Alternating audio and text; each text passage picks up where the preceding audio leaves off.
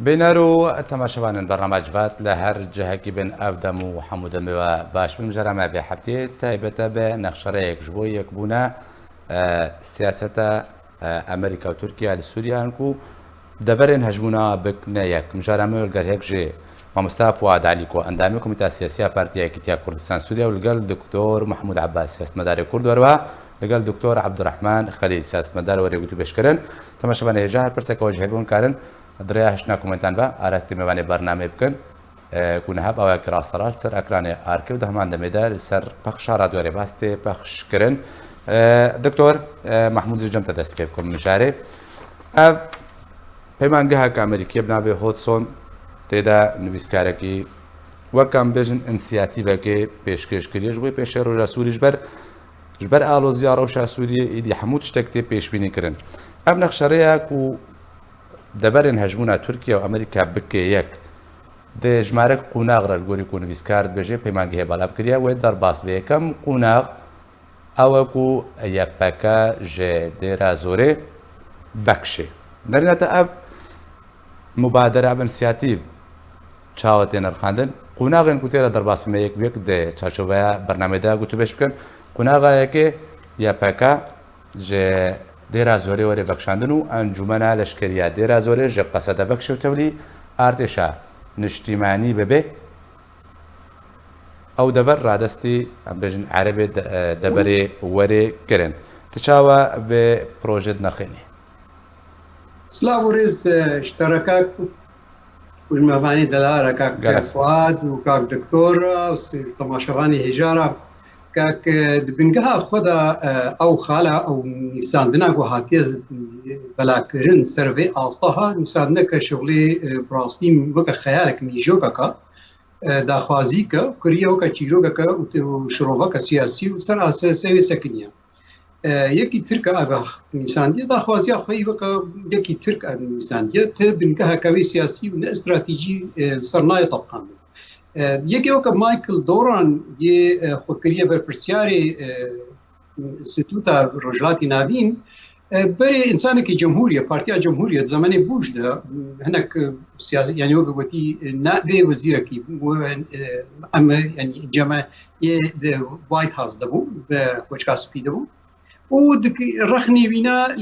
لريفابريا بايدن هيا ما يجارنا ده بس حتى شروبا كرنا بيش كي دكوي دجري في اخفتنا هذا في غوتارا هذا اصفنا بينم غو دور نابينم غو اب غوتارا مايكل دوران سيرفي خالها لوبيا تركي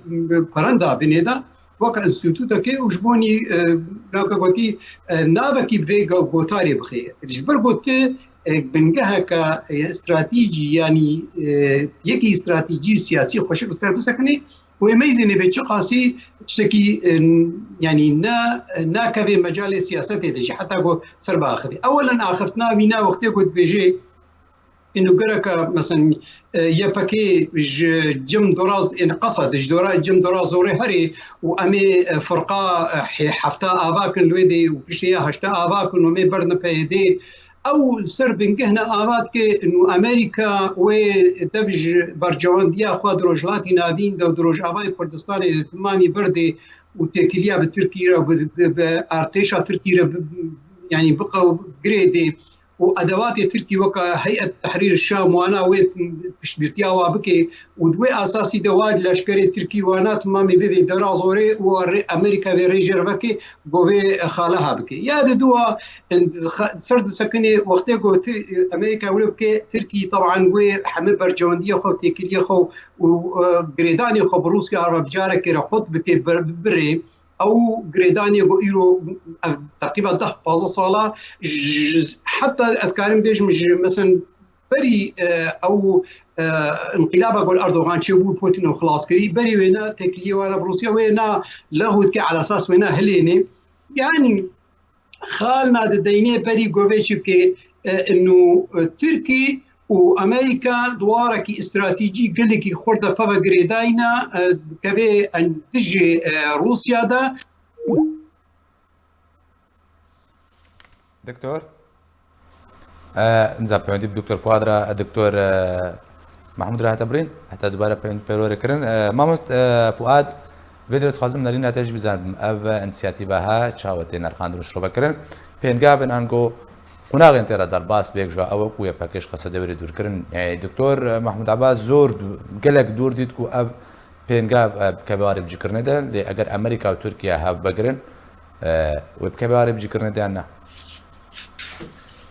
سلاف وريش تر وجميفاني تر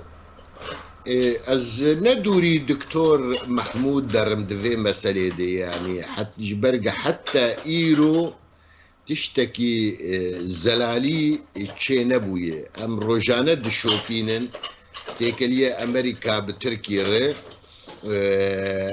راست تشنتين قوتن وقت دبي درباس دبن دراجة هاندني دي دبن نافي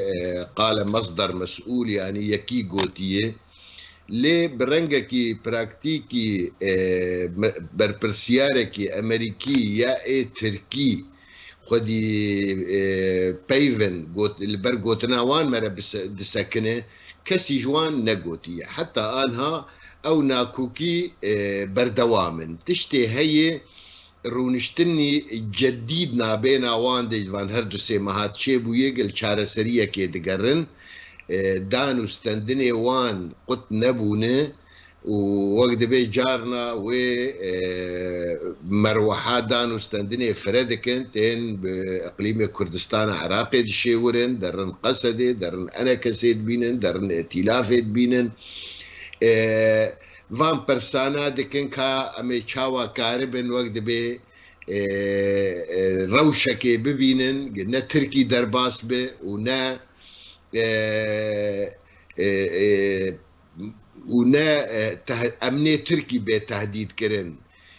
قال لك شروفت في وارد تشيبونه آنها وك أفا مع انستوتيا هيدسون دبيجي آنها لأمريكا وأم دو أوداك دبون واتسابي مشروع أكيدن أو جيتي آماده كرن دفي واريده هنا دسبيكي وزيك جي أواني قبمشي ورين أمي تشاوى الرجلات والرج آفا بهلن يك إدارة بچرنجي أمي كاربن أو جريكي جهنة أم هلينن براستي يعني جريك الزلالة نا فشرتي يعني جريك شري بكك وتركي كتي هندري سوري وأفجي هردو جي برپرسيارن يعني هاتنا بكك سوري راست پیمانك دنابينا بكك ورجيما سوري وإيران تشيبو السليمانية ليه دوی امجبیر نکن دو 2013 آداره ده پیمانا چه بود نابینا عبدالله او جلان سروکه پککه و ترکی ده یکش خاله پیمانی و شرطی انو دوی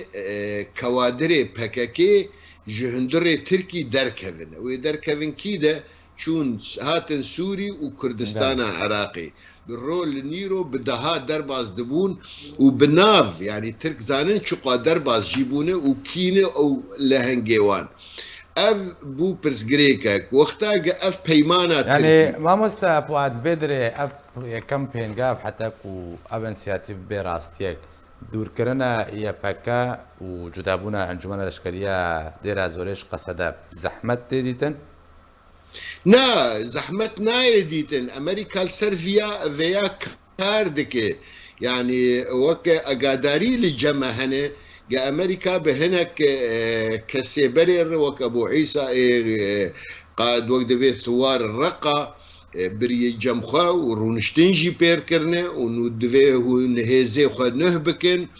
ودخازه امريكا ده هرما ديريد ورقه ده بريار بفا هزي خلكي وي ولاتي لكن اوي دبن سيوانا نافي قصدي دبه لكيروكا امريكا دخازه بشتى الوسائل تركا رازي بك ورولا بكاكي كيم بك بس غريك دفردي حيا كيجا درجه كاري افجي خوش زانن روسيا نرى كتية، إيران نرى كتية، ريجيم نرى كتية. ما مستفاد بدر ديرا زورين نجه هجمونا بجن روسيا ورجيم أسد راستا ميليشن إيراني هنا لنجه هجمونا سركا روسيا يعني أمريكا بأساني برياردان بهتر دستي أمريكا ده. يعني تخش ناس بك بريد دمك الرجيم بقالي وإيرانيا شاندن دو سرو قال لك سروكي عشائري عربي دوي هرمي ده وان عشائرها سوز دا قوي كار بكن دجي قصد دوي منطقي ده الرجيم ندوري وي منطقية راستي يورو بريار دستي أمريكا وقصد ديه لكن نمعناه منطقة آرامة ولو هاتيه وقت بي بويه هرمك كسك نما بازار الصدقه او كسك شعبي خل سرفه نكريه نا بردوامه او صراع والرجيم دي شغله دناب عشائري عربي باشا ما مستفاد مرب منت خازم زم دكتور عبد الرحمن جي ما دكتور عبد الرحمن من سياتيبك وهاتيا ام بيجن كرنجا دي بيمانغا امريكي با هرچند نفرمي لي بيمانغا كي بلا كلام خوازن خالن بهزبونه وخالن لاوازبونه به انسياتيف بدنا قياكرن قناغا كي دكتور محمد عباس ومصطفى فؤاد عليكو هادو سر راوستان دور كرنا يا باكيج ديرازوري دوم قناغ يا وي انسياتيف تاكو هجمونا امريكا وتركيا وهي روجالات فراتي وروجابا فراتي هب بگرن اوکو دیا پکا د باجار حسکی د جنمینه نرناتا اف پنگا بوچ آستن بیان بینه و آرمانجن سرکا جچنا دنگتا قد بیا ازنا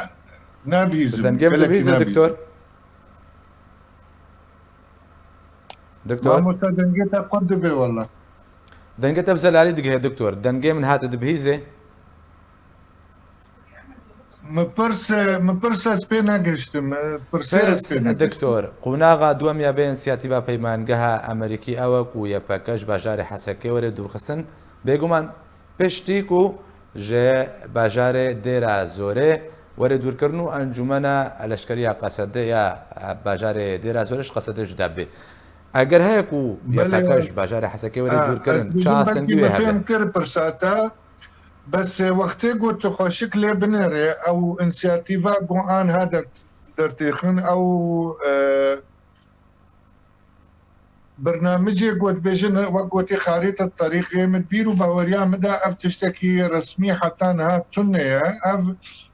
هنك نيريني طرفي تركينا الفي ال يجبركو طرفي امريكي تسني دي ترد دي خويا كرن قلق جهاده وإي دو بيانك مشترك بركت نقابة وزارتا خارجية تركيا ويا أمريكي دا جبوي ديتنا هاد وزيرا بس تشتا قو بالكيشة وقتي قوت خوازن قو ديرا دوري بكمي من دستي أهلي ويدا رقا بكمي من دستي أهلي ويدا افتشتكي باشا بس شما بحسا حسكي تندك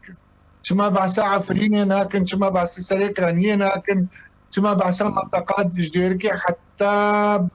سر حدودي ادلبت شما بحسا وين منطقي ناكن ام قوتنين هني انه ولا بيش مرقا ورن بكافن حسا كده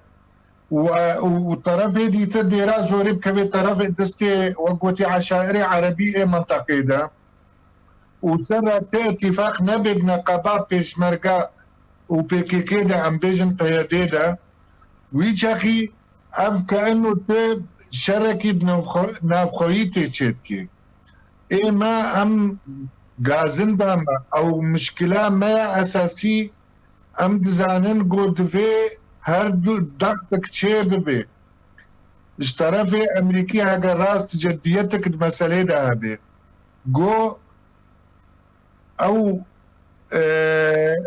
هافالين بيكيكي وقوتي نسوري سوري دركبن ووكي ديتر اف طرفين ديتر ريكي ببينن او بيشمركي روش بفرا اتفاقك عسكري بكن ولا دربي في خطي و امي بكفن بن ليستكي دا وامي ببن عدوي بازاراج هر دو طرفاش طرفي روسي بجي وش طرفي امريكي بجي اف بيرو باوريم مزال باش دكتور محمود تخازم لنا تا قلتنا تا هاتبرين جمتا بيوندي هاتبرين اگت كاري هلو استخوان گو شرباخ دربار انسياتيف بدو خيا كرنو دوام قناغ او کو يبكي اش باشار حسكي جواري دور كرن ام بجن حلقي بديله الترناتيفا جه با ایریشان را رازی کرنا کش ترکیه را جبر امریکا رینا دکو ترکیه ایریشن بجای انجام بده حتی چرا دکه پنگا و دوم به براسته کو یا پاکی جوی نفشه دور که او کریدور اولهی 100 کیلومتر ترکیه داخواست که وری بجکرن كاك خزيق مزان كم نجم هذا برين زان ما برين أنا اشتغل من خازم بيشتغل ولو بيكرتون لا دكتور جاري بسكن بيجي بيبسك نازل دكتور أقدر جتا بس دكتور دكتور أخذنا كاك الدكتور عبد الرحمن قال لك بيروزا براستي يعني أبيجو اشتغالي نبيسان دي ويقول صرت سكني يك كهات صندوقازي شركي نافخويد ناف ملطي كرد تشيكي ناف كشمرقا وناف يبكي تشيكي يعني أباها دستكي خرابتي ده هاي اجبر ولوش كي از بيجم نابي نا انسياتيفا نابي نا خرابونا يا ديك يجو افغوتار ليسان دي وهشتيه كوكا مايكل دوران هاتيا سر سكنيا از نور نابي لوبيا تركي سر سكنيا فرداني ده نابكي فيغوتاري بخير يعني لي ميزنا جهكي ده تشد بيجي دبيج بالجنوب و عليه درازوري وابا تركي او قوات هيزا حشتايا حفتايا وجوتشيب كيج عربا وقوات جيش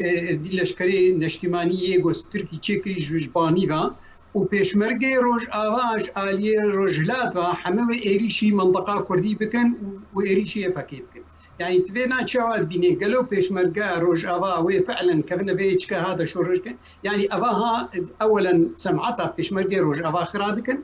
ياد دوا حسيب كن انه افكا سيغود هندروي سوري تمامي دا يغو ايرو ادارات كن حمد تمامش كي دجمني ملطي كردن يعني تيكي كان يا خالد دوا استفازن بيجم بيت النقطه دا كاك فؤاد يعني وقتيغو مثلا في دي اداره ذاتيه بكورن قالك نم بيجن ولا كافا كي دور دركبي ابشتغاليا كي دركبي يادر نكبي ابشتغاليا تركيا بيد بروباغندا جبير نكن بلاتكي كرد ورده هيا ام بيجن كام نزيك هكا كاك دكتور قوتي ام نزيكي هاببن ام لبرونن ام نزيك خالنا الوقع هاب سر هاب سكنن ام كاربن فيري ببريا هاد ناف بلاتي كرد مامي دا بيشكيش بكن امريكا دبي خالد ذكر مستر برساتك امريكا دبي دا استراتيجيه بينا ايرو نبس دهندروي رجلاتي فرادا وبهذا قصدرا دكبي خالك مثلا والله دجي داعش يعني برين هذا دجي داعش ايرود كبي استراتيجيه هم بري روسيا دا تسكني او خاله قلت جا بنجاب شاشا قلت افنديه مي اوزجي ترك نيفيسان ديا عمر اوز اجلوك نزاشيا دبيجي دبي والله تركيا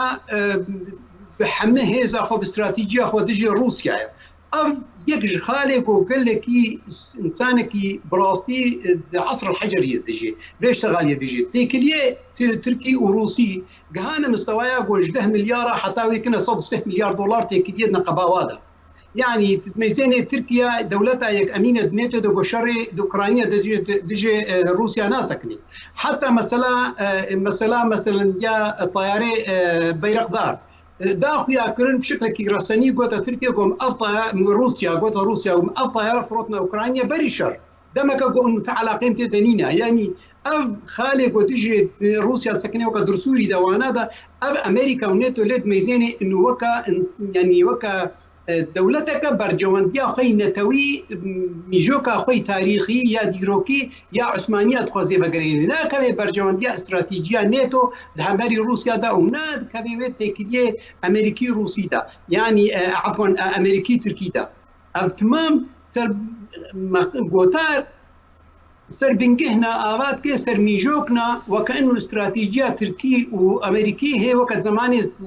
صالاش كيستي حفتيدا وقت الدولة العميقة هبو وقت تركيا دورولة كمظن ليست دشر السرمايدة دجي الاتحاد السوفيتي هي سر هي دي شروبها كي إذا اللي بيدري عمليا غير كان بزان من انه ريفابريا خسر وقوات قصد امريكا او افاكرنا باستراتيجيك معين نمعقوله امريكا وإيفي استراتيجيه خرابك شرتشنا قالكي يعني لاواز ميزنا وزير الدربي امريكي اوستن سال 2014 بری گوته که بیا قصد ربک یعنی ريفابريا خسر بك ويا فكير بك وبشي نار قصد آبا بك ده پروژه دانين جبوني جو يعني هيزك عرب آبا بك دادجي مثلا با تكفيرية يكجي لوتابي راوال تركيا آباكر حتى 100 مليار دولار جرا خصوصا دل وبشي حفتيك الوقتنا ندرودك ضمي نصر بون يادي الأردن آباكر بشي حفتيك شون ضمي داعش بون امريكا ترو لدي ندي تبنجها كدي ندي غيري قواتي قصد افاك ويبكي وريبابريا خسر او نا اصلا افاك بنجها واي استراتيجيه افاكرنا بشورى امريكيه هاتي افاكر فامريكا وايرو يعني تشيغو ام تكليه بامريكا ركش 2014 حتى 2011 هي تكليه ميجو كسايتي فيديو كانجماني اجتماعي كردستاني قوما بامريكا ذكر بنجها كاستراتيجي لدي افاكي نگو هاتیه مثلا تشکی آواک و پیش ناروی ری بده روسیا با سوری تمام بده یا ولی ری ترکی باشه دکتر تشکی آواک برجوندی خراب کرد یعنی از خوازن کرتی بیجم اف گوتارا براستی زارو کتیه نیویسان دیه زارو کتی ترکیه دلگور میجو که خو نیویسان دیه ناکه به خاله گوت به بحسب يعني استراتيجيه يعني داخل يعني قلتي رول ريكا سياسي باش دكتور هرب ما مستفوات قازم در بحث قوناغ سه بمویا چاره پیک و هر کاش بر وقت زیاده نشه یا قوناغ سه اوکو هماهنگی لگر روسیا واری کردن بجداری کردن روسیا جدی پروژه دج علیکو رقا و طبقه روسیا لو درب آزادانه توگریب که امریکا و ترکیه سر به چند راضی بن قوناغ چاره پاکرنا ادل بیجی جروپین تروریستی افردو قوناغ يعني حتى انها ونرسم مهمان من سروي كي يكنرينن كو بروجا انغو اف انسياتيفها زحمه بكبواري بجيكرنا ديانغو ببي راستيك الفيدري امريكا يعني هاد ايرو وزاره الدرب امريكا سراستا بلند دبجه تركيا هاب بيمان مي هاري باور بيكري يعني هفدمن هاد نجبرشي براي دلال يعني از الدكتور متفق يعني تو افادك فان برسيخه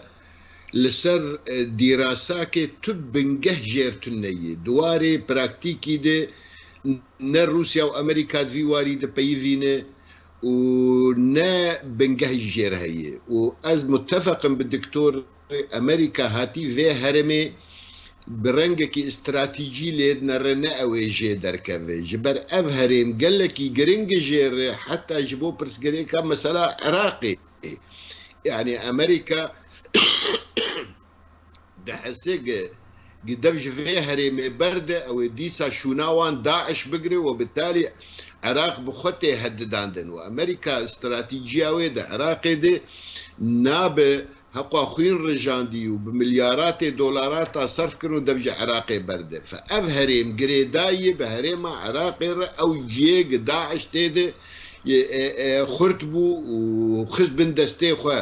وتو ضمان تنقى امريكا ايرو في تشتي تسليمي وعربي منطقي بك يا روسا بك تو ضمان تنقى قسبي داعش فنقرب برنقكي خرطر يعني تشتي ايرو امريكا لسر كاردك او تشاوا كاربه تركي رازي بك قدر باسبونك نك او جيد فتقرب هكاكي از مختلف من دفي نقطه دي بالدكتور محمود البرسغريكا اساسي هبونا بكاكي هات هندري سوري وبو بريارا يبكي دستي ويدي او يبكي تشيكر وحتى ايرو بريارا قصد دستي ويدي كاري دبي بقاربن بكاكي او كوادري تركي وايراني درخن اواني سوري بهلن اواني سوري تفاهمك بعربي هريمير بكن بجمنا اجتماعي كردير بكن وتيكليك تشيب فدنابينا روجهلاتي فراد وروج افاي فراد بمعنى ائتلافي وهزي بيف جريداي قارب الروشك آرام ده باكر سوري قشي دشيكه او هرم وبهفدوف بيجريدان تقريبا وقت جغرافيا نيفيه سوريه وقت ملتجي نيفيه سوريه قارب بازارني خرط بك بالرجيم انه رجيم وروسار ترولاوي تني لسر سوري قارب اشتغل بنافي جغرافيا نيفيه جغرافيا سوري ايرو فيا كاردك وشغل لسر فيا وقت مقود بردوامه دفي واريده بله اما غيري وي تشني دنج وكا انا في معهده قوتيه وك شخر خوناد بيني يعني وقتا دبي حسكي قالوا قصداوان هريما حسكي وك ولايات يعني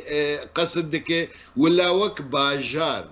وك ولايات بشخوا ويا تجاري شخوا ناي قبول كرن وك باجار جي ونزانن قرانيك قوات سوريا الديمقراطية ويا باكيتي دهي وقرانيك الرجيم جيتي دهي يعني بهفدو في ناي قريدان قمرة كارب والله اف لكولينا قفي مع هذه كريه يعني وقت دبي افاقي حلكي تيد هنا استيد تشتكي براستي نابينم كاري دبي دوري فيا دبي يعني وك باشا ما مستفاد وزير الدرفي قد بامريكا تركي شويه امريكا قال في تشتي قشي نكريه تشاوا قارب او قاربن هرما وهرمي بهلن برنجكي ارام وامني وي بباراستن او امريكا تركي دخازه انه موضوع بكاكا وكهيزك تروليست لجم اوروبا لجم امريكا انه في افكاغت شاوا كاربه جدستي امريكا درخه او بمعنى صافي في كاغت شاوا جناف سوري بكشين علما او شريكه ويتشيكر نيبو وكما اني دسبيكي باش ما مستفاد دكتور عبد الرحمن يعني دقونا ومانا يك جواناك اوا كو جارك دي هيكليا حكومتك يا دمكي حكومة دمكي يا سوري وري آبا كرن يا ديجي ريغري كرنا انغو قد كرنا پشتوانیه جه کریدور کرا کو پشتوانیه جه هجمونا ایرانی ردکی حتی يعني ببي اوای تبع نافچان لهاتیا بحث کرنا بس تنه حسکی و دیرازوره ادلبا حکومت دمکیا ريغري كرنا لهجمونا ایرانی يعني نایواتی کو او پروژه که جبوی یک کردنا روشهات و روش آبای فراتیا ما مستا فرصة خوشك نقرأ بس أذكارم بس تشتكي تاني السيرفر زيادة بكم بله أنها بازار تشيد بي بشتي جواتا سيقولي لموسكو أمريكا جوي بازار دكي وترك شخورا بازارا خودكن كاوي شخاصي قزنج بكن الجم طرف روسا وكذا شخاصي قزنج بكن الجم طرف أمريكيا بيقومان طرفي امريكي زواره قال لك مهمه ليه حتى جو تشتي خو بيك بيدن خوازن جو دستي خوش روساجي قتناكن ليه مشكله ما عم وكر لا بازارا ملكو دي سؤال فرده يعني سؤال كا او تش بازاري تتكد ايه ما مشكله ما مصدقه من تم وتم جبيرنا كن مشكله ما اولي يا مد نافخ بخديه أنا كنت روجات بويفا أف ديارة ودويعم في جبير نكن ومسر بسكنم شري قضيا كرديت كي بنشر بيكي كي جدمي جمهورية أتاتورك حتى وكايرو ليه بيكي جوار بوا درمانك بيكي نفس برنامجي وابيكتيني دبن إطارك دي تردا وقنها قالك محموجي زانن قوش سالا سيزده و حتى نها شري واو بيكي ندعر دا تركي ده شري واو بيكي دا عردين دي ترده البارشي دي تري كردستاني ده اگر قوش تركا بخوستا خوش بيكي خلاص بكرانا وين نموناك قال لك خوشك وين الفاب مناطقي واحتلال كرين عفرين وسريكاني وتسليمي كردا بكرانا تسليمي اهلي منطقي بكرانا وين تسليمي واتشاتي دز بكرانا او يستكلم بكرم بس وقت الشرق قد يكردي بكرم قبلنا كده وبيكي اريكاريا واتكي هذا حقيقتك PKK بدا برنامج تركي كي جبوي شرط يا كردي بدا هو المسألة هني يا ما حتى المعادلة هني صافي نبي نقبا مدى وكردي سوري باشا بلا دكتور عبد الرحمن تخازم بدري بريكو اف انسياتيف اف تشت ببنا راستيك اف قناغ دست بكن تخازم هن الشرط ومرجهنا حتاكو درباس سوي قناغ بوا شرط ومرجازي بس بيرا وبينهم بيرا تماشفانا حتى شرادك امريكا وتركيا السروا شرطا لب كان قون بجن ريكبتنك وريكرنيك شو امريكا بيمان يا خو بيا باكيرا بيك جاري نهيلي ويا باكشتفا نافچين هجمونا خوا دور بكي پێویستە ئەمریکا و تورکیا ڕوبڕوێ رووسیا نەبند نەباخەکە سووریەدا تورکیا و ئۆپۆزیسیۆن ئامادە بنش بۆی پڕکردنا تەبایە بۆ شایەن قەسەدل شووناخوا بهێلێ پێویستە کورد بخۆ دەسەڵاتداریە خوا بکەن و عەرەب بخۆ دەسەڵاتداریە خوا بکەن لە چارچۆبایە بێ ئینسیاتیڤە و هەیدا داعش بێک جاری سووریە نەمینێ سڤیل دەماک و یەپەکە ڤەکشن وەرنەپاراستن ئەمریکا و تورکیا بکە وی پێک بە تەبایە هەیکەلیێن سیاسی و لەشکەری گۆری بریارە ناودەوڵەتی 2254 ئەم بێژن پێش بێت دکتۆر PKK دەرکەوێت PKK سەرێ سەدان نۆت ژوا کوردی سوورینە نکارێ بێژێ PKK پایدێ کوردی سووری دەرکەوە تکارێ بێژێ ئەو کوردێ PKK ئەوەی نە کوردی سووری ئەوانها دەرکەوێت ئەمما پەیەدێ یەکۆ کوردێ جەماعەتێ قەسەدێ کوردی کوردستانە سوورینە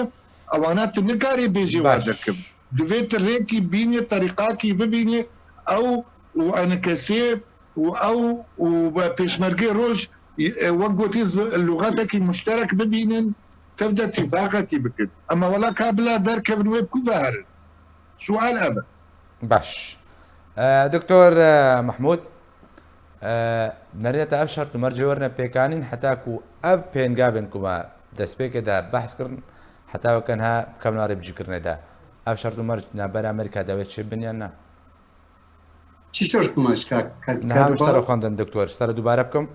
حتاکو ئەف قوناق هەر شەش قوناقی کومە بەحث کردی بکەمنەوارێ بجیکردنێدا شەش مەرج هەنا ئەمریکاوی هەپەیمانیا خۆ دوێ بە یەپەکەرە نەهێلێ و یەپەکە ژێ تەبایە ناوچێن هەژمونە ئەمریکا ڤەکشێ پێویستە ئەمریکا و تورکیا کەسی هاری ساندی کاکە زنار بەێ هەر هەمان کاکە مەزینا دقەکێ ئەوەلەن وەختێکم هۆ پرۆبلێمەکە مەتیماتیک دەدەینێ گەرەکە پرۆبلێم خۆ ڕاست بێت بکە نەتیجەکە ڕاست وەختێک پرۆبلێم دبنگەها خۆدا شاش بێ وەکە شغلێ زارۆکان نویسان دەبێ نەتیجەش بنینینە ینی ئەف شەش هەفت خاڵێ بۆ نویساندنا حالێ یەکی گۆوەری چیرۆکە کەشخۆر بنویسێنێ ڕۆمانێکێ بنویسێنێ سەرێ بنگهێنێ يعني مثلا خالك دبيجي دبي بيشتي كومبرنا PKK و PYD جسوري أمي تسليمي إنجام اجتماعي كردي بكر وقت يقولوا إنسانك إنساتيو بالتسليم كما عفرين تسليم نكر كما سريكانية جريسبي تسليم نكر يعني أبناء يعني أولا ميجوك ملطة كرد دليزن يعني تخازن ويا دوا يعني مشو باند مثلا مركزها هيتسون بله يعني نمركزك يكي مايكل دورانا يكي تنش خور الفراد قريب معاشك يخوش يكريه مقالاته قوتارات نفسيني جي بهتر نينه يعني قوتاري مجيوي بكلكي بهتر يعني اب انسانكي برينهام انسانكي جمهورية استر بنكها هي زماني بوش داخلي يعني بلكي فرنج حكومتا تركستان دبن لوبيا تركستان دبن اباها كربي بنكها بيت خالي شاشة يعني ميزي خالك دي بيجي خالا بيجايا شارع بيجي دبيجي دبي انه وقتها دي تركي وروسيا وايران وريجيم فبربكي ام دكارينا كسو امريكا وي منعزل به الحاله خو بمينه وي مجبور بيدر كبيدا كلكي سهله ام دي بريا خسر بدنا خرابكن معناها بحيجده اسطانا تشيبنا بالنقابه هر شارج دوله تشتيغو بحث دكي وهش جنيف تشيبونا وحتى هاسي مؤتمرات نقابه وزير واي دربه ناريتشي مخابرات هذا تشيبونا ونكارن اصلا جديكي امريكي عرضي بلاقدي يعني مثلا ميجوك كي بيجي سياسي جردوي بوكار بن بي خالد يعني كاك عبد الرحمن خوشك قول مساله بروبليم وقتك اشتغالي حالو درد كبن وعمل سرد سكنن ام بهتر ناکۆکیە مەڵەتی خۆی کورد ناوخۆ دەزیێدەت کرد ئەم دەرەکە سەر بسەکەن ئەم نێزیبوونێکی ناوخۆ دەبکەن PKK PYD ئەونا نەمەسەلەکە والله لازمە دەرکەوێ ئەنجومانی اجتماعی کوردی بکل سوریەکەوێدا دەبێژێ جهێگۆ کورد تێدەبن خالێکی قالی خۆجیە کورد تێدەبن وێ کورد چێبن ما ئیرۆ کورد چ ئاسمانە نیم ملیۆن ئینسان نەمایە بەس کا جغرافیا کوردی کیژانە وقتی نابێ گۆتارە بینە جغرافیا استراتیجیە جغرافیا غرب هەڕۆژاوای کوردستانی کانی مانە عفرینە مانە حتا بسکندەرۆنێنە حتا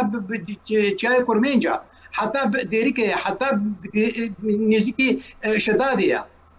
أف تمام جغرافيا كردستاني وقت قلت الديموغرافيا كردي ميزاني كا والله ده كنت معنا كرد بر كرد أو ناخذ ماشين ويدي عرب ماشين دمك وقت قلت بيجيت والله مثلا أمي جيشك حفت وهشت وأنا باكن جرقة وجديرا زوري يعني عمليا دخازن إنه والله كردانا تنوت نبكن بجار غير دروجة باي كردستاني بله گەرەکەم هۆ بهتر بچێکی فارغتر پورتر لە مەیزێنێ پشتگرەیەکە هەیە ناکۆکین هەنە دناو تەبگەرا کوردیدا دناو بەرا ئەنکەسی ڕێبەریە خۆسەر و یەکی دیدە و مجموعاتێ یەدەری هەردوو خالا یعنی گروپێ کوردی یە سیاسەتێ و ڕۆشنبیریە دەسەکەنن نەبەس ڕێبەریە خۆسەر و ئەنجەمانی نیشتیمانی کوردیە هێزێ دەربەش نەتی میوانە گەرەکە ئەم لێ بگەرن خالێک و مەبگەێنی هەب نەخالێک و گۆمەژەب دوور خۆ یەکێوەکە دکتۆر نەرینە مامۆستا فواد بزانم دەبارەی باشەرت و مەرجانگ و ئەڤڕێک کەپتن مامۆستا فواد دەچێت بێژن نەریناتت وردە چییە؟ يا براي دلال يعني ام هردو جي متفقين افري كفتنا قهاتي نفيساندن تبن قهجير تنية مرن نكاري تشتكي آفا بك لسر اساسكي لسر كاي يعني تشتكي ناي آفا كرن از نكارم لسر قوتنا في مروفي قهاتي نفيساندن از نرينك آفا بكم تشتكي تنيد في واردي يعني حقيقة أفش خور خيالات عد نفيسي نا أمريكا دفج هريمي برد ونا أمريكا دفج قصدي برد ونا كسكاري يبكي أف كسي سوري بي ولا دركب ودفج مالي خبردو وشيك بكي تشتي هاي الدكتور عبد الرحمن قو إيرو كاربة أمريكا بك وتركي رازي بك او كوادري بكك اي ايراني اي تركي ضغطك اليا بكي بك انه برا افكسانا دركفن واي ريفا كري كارن هرن شنغالي كارن دي سهر قنديلي بشخور الريكي ببينن وايجا كاربن قصدي وائتلافي وانجمنا نجتماني بقينا نهفدو ايرو امريكا في تصوري دي الشغل زيدي فيها والجموية تنية انه هريمي وتسليمي فان كسابكة والروس والرجيم بينه وتركي ولهفدو بكن جبو في هرمي إدارة بكن آساج فيار تني موضوعي بيش مرقع حياة آنها نكتي بازارة وكسكي قراوة نكري بيش مرقع فقرن يعني أزي شبيجم دفي واريده يعني يكيش خورد دروك مزن كريو أمجيتين لسروي دروي أمي آفا بكن تني تشتيق أمريكا إيرو دخازة قارب تركي نهل إيريشي بك أمريكا خو غلطان وقتا ترامب بتركيا وافقان 32 كيلومتر يبكي بكشينه طيب 32 كيلومتر يبكي بكشينه معناه او 2 كيلومتر هريما كرديه يعني يبكي بف ميفان للرقه ولديري يعني معقوله جانما كارب بين جم اهلي خوشي يعني او بيمان جيرو تركي خستي دستي خو وبخورتي دبرد شي دك دبي روسيا جي دبي جوجا امريكا دبي وبمر مذكري دبي يبكي 2 كيلومتر دركبه او بويا انها برسجريك وكاغتك تركي خستي بن دستي خو وامريكي والروس نكارن فيا بيك بين نكارن بنفذين يعني تشتكي مستحيل الراس ممكن السلاحي جرام بكشي نسي 2 كيلومتر لاسايش مخابرات واني جهاز واني اداريه واداره ذاتيه جد دستي وانده خياره لبر امريكا ايرو ادبيجم امريكا فياد قطعا نافكره بقدر دفكره جتشاوا كاربه في هرمي قصد وائتلافي نزيكي هردوبك وكار لسرفيا ايرود بي يعني اشتكيدن تني طبعا ضمن ويدا انا كسيجي موجوده اما غيري في خياري هناك شخور دنفيسين تبن قهجر تني يوسع حتى وقت سپاس ji bo mamosta Fuad Alî ku endamê Komîteya Siyasî ya Partiya Yekîtiya Kurdistan Sûriya. Spas ji bo Doktor Mahmûd Abbas siyasetmedarê Kurd. Spas ji bo Doktor Abdurrahman Xelîl siyasetmedarê Kurd ku bi mirabûn temaşevanê hêja. Spas bi hojî ku temaşevanê me bûn. Jaliyên ve jî her şad û bextewar bin.